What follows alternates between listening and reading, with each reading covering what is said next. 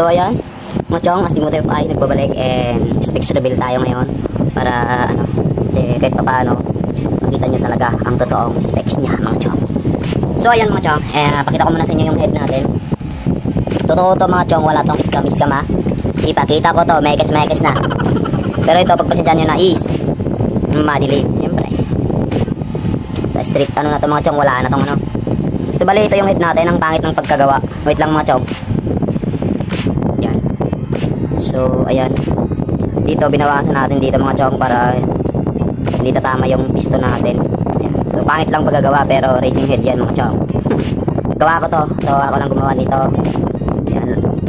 Tapos siyempre nakaport dito sa loob, gawa ko rin. So ako nang gumagawa sa motor ko mga chong.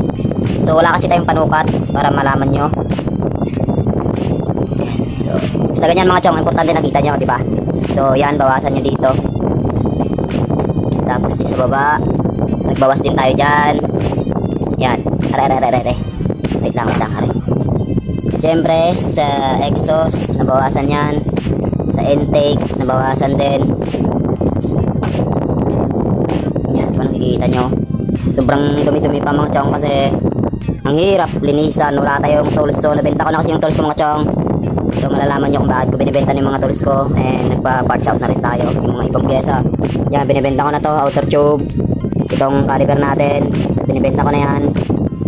Sa mga gustong bumili nito mga chong, PM lang kayo sa akin. So ilagay ko yung screen, lagay ko yung pangalan ko, Facebook ko dito sa screen. Mag PM lang kayo mga chong kahit saan kayong sulok ng Pilipinas. So i-deliver natin yan through Shopee, pero payment first tayo mga chong. So walang scam dito, mag-set pa ako ng valid ID kung gusto nyo mga chong. Yan. Yan, pati swing arm pala mga gusto, swing arm. So yan, yun lang naman, ito lang naman yung importante dito. Tapos dito naman is naka MTRT tayo na injector na kulay orange, syempre. Yan. Tapos yung TV natin mga chong is 32mm TV. Yan. Napakita natin butas. So diba, 32 yan mga chong. Yan, ang laki-laki. Yan, 32 to 32. Yan, 32. So ayan, tapos na natin to, yung racing head natin, DIY. So yan pala, yung valve lapping natin, gumagamit tayo ng Clover. Yan, alam nyo na to, i-search nyo lang to sa Shopee. Alam nyo na yan. And dalawa yan, so bale ito yung ano, pang valve lapping talaga. Ano bang, may ano to wait lang mga chong, pakita ko sa inyo. Yung parang ganun, pakita ko yung pagkaiba nito. So bale ito course. So ito yung ano, so bale ito yung ano ko, ginagamit ko sa valve lapping mga chong. Yan. So dito naman tayo sa ano, side ay sa block natin. So 57 semi-dome. Yan, so nakikita nyo, diba? Lapit natin ng konti.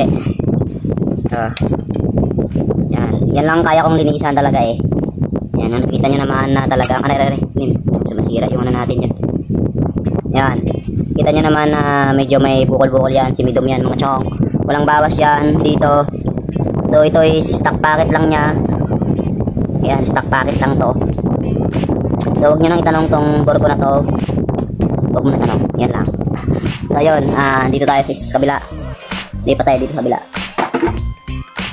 Bali dito gamit natin cam is yan, huwag na itanong yung brand mga chong kasi sikretong malupit lang yan.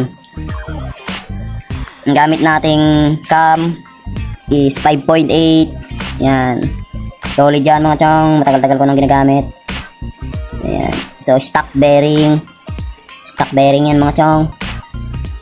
Ito wala yan, mga ano nya. So ito yung gamit natin na valve spring. Yan. So bali itong valve spring ko mga chong is pang Mio na RS8 mga chong. Sobrang tigas nito. Tignan mo naman. Sobrang tigas. Mamaya mahihirapan na naman ako sa pagbalik nito. Mag-isa pa naman ako.